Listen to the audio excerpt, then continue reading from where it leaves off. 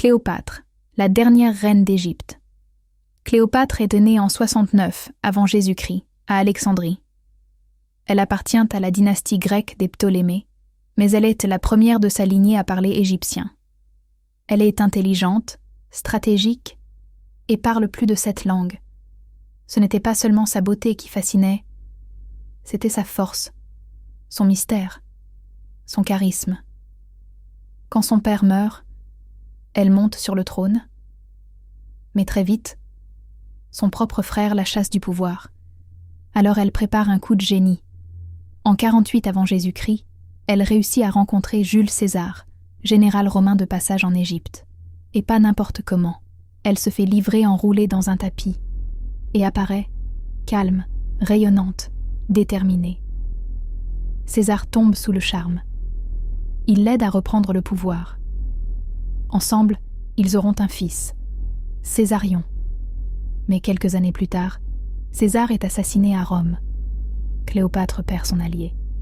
Alors elle jette son dévolu sur Marc-Antoine, un autre général puissant. Leur relation devient l'un des plus grands amours de l'histoire. Ils vivent ensemble entre Rome et Alexandrie, dans le luxe, la démesure, la passion. Mais leur amour dérange. À Rome, un homme les surveille. Octave, le futur empereur Auguste. Il accuse Cléopâtre d'avoir manipulé Marc-Antoine. La guerre éclate. En 31 avant Jésus-Christ, ils sont battus à la bataille d'Actium. Antoine croit Cléopâtre morte et se suicide. Elle le rejoint alors, dans ses bras. Cléopâtre sait qu'Octave va l'humilier à Rome, la faire défiler comme une bête. Alors elle prend sa décision. Elle se donne la mort, selon la légende, en laissant un aspic, un serpent venimeux, la mordre.